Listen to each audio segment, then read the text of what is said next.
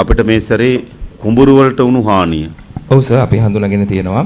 අපේ 2025 26 මහකන්නේ ඉලක්කය උනේ හෙක්ටයාර 21968ක්. එතකොට ඔය සිදුවීම් අපදා වෙන අවස්ථාව වෙනකොට අපේ හෙක්ටයාර 13440ක වගේ ප්‍රමාණයක වගා විස්ථාපිත කරලා තිබුණා. මේකෙන් සර් හෙක්ටයාර 3403ක ප්‍රමාණයක් තමයි අපි මේ බලපෑමට ලක් වෙලා තියෙන්නේ. නමුත් ඒ ප්‍රමාණයලුත් ගොවින් පොරොන්දු වෙලා තියෙනවා අපිට ඊට භාගයකට වගා ප්‍රමාණයක් නැවත වගා කරන්න. මේ 3403න් නැවත වගා කළ හැකි වාරි මාර්ග පහසුකම් නිසා වගා කළ නොහැකි වැලි සහ රොම්මඩ පිරීම නිසා වගා කළ නොහැකි කියලා දත්තයක් තියෙනවද? සර් හෙක්ටයාර 500ක් තමයි අපිට ගැටලුවක් තියෙන්නේ. මේ වගා කරන්න බැරි 500 ගණනේ වාරි මාර්ග පහසුකම් නැති නිසා කොච්චර තියෙනවද?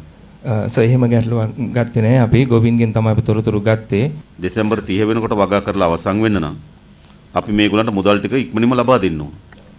බිත්තර වී ප්‍රශ්නෙට අපිට බිත්තර වී වල ප්‍රශ්නයක් එන්නේ නැද්ද? කෘෂිකර්ම දෙපාර්තමේන්තෙන්. ඒතකොට වී වගාසවල අපේ විශේෂයෙන්ම පූර්ණ හාරණි හෙක්ටයාර 620ක් තමයි පූර්ණ හාරණි සිද්ධ වෙලා තියෙන්නේ. ඔබතුමාලා කියන්නේ මේ කුඹුරු ගැනම නේද? ඔව් සර්. ඉතින් මේ 3400ක් කියනවා. මේක සර් අමාත්‍යාංශ ડેටා තමයි මම කියන්නේ. එතකොට අපිට පූර්ණ හානි 620ක් හෙක්ටයාර සිද්ධ වෙලා තියෙනවා. ඒකට පූර්ණ හානි 620ක් කියන්නේ අක්කර 620ද සිදුවීම් 620ද? නෑ පූර්ණ හානි හෙක්ටයාර 620ක් වී වගාව. මෙතුමා අපි ගොවි ජන සේවා මධ්‍යස්ථානයේ ඒ කියන්නේ කොහොමින්න? ඔව් සර්. මම කියන්නේ සර් මහාවාරි මාර්ගයි ගොවි ජන සේවා එකයි දෙක වෙනමද කියන්නේ? නෑ සර් මේ කියන්නේ දිස්ත්‍රික්කෙම මහාවාරි මහවැලි අන්තර්පළාත් පළාත් සභා සියල්ලම. මේ කියන්නේ අපි සුළු වාරි වලට එන්නේ. එතකොට රයිට් අපි බලමු. හොඳයි කමක් නෑ අපිට ඕනකම තියෙන මෙච්චර. තොරතුරු සර් ඇත්තටම මේ තොරතුරු හරි ගැටලුවක් තමයි හැමදාම ආයතන දෙකක් ගත්තාම ආයතන දෙකෙන් හැමදාම යන්නේ වෙනස් තොරතුරු තමයි යන්නේ. ඉතින් අපි කුසිකම් ඒ නිසාම තමයි ඕගොල්ලන්ගේ තොරතුරු නිසාම තමයි මම ඔයගොල්ලන්ට කියන්න එක උදාහරණයක්. ගිය සැරේ නොවැම්බර් දෙසැම්බර් හාල් ලිගය ඇති වෙනකොට ඕගොල්ලන්ගේ දත්ත මත අපිට ඉදිරිපත් කරා හාල් අතිරික්තයක් තියෙනවා කියලා. ඒක තමයි අපිට සැප්තැම්බර් ඔක්තෝබර් වගේ වෙනකොට අපිට ආපු දත්තේ හාල් අතිරික්තයක් තියෙනවා කියලා. නමුත් දෙසැම්බර් විතර වෙනකොට මාකට් එකකින් එනවා හාල් හිගයක් තියෙනවා කියලා.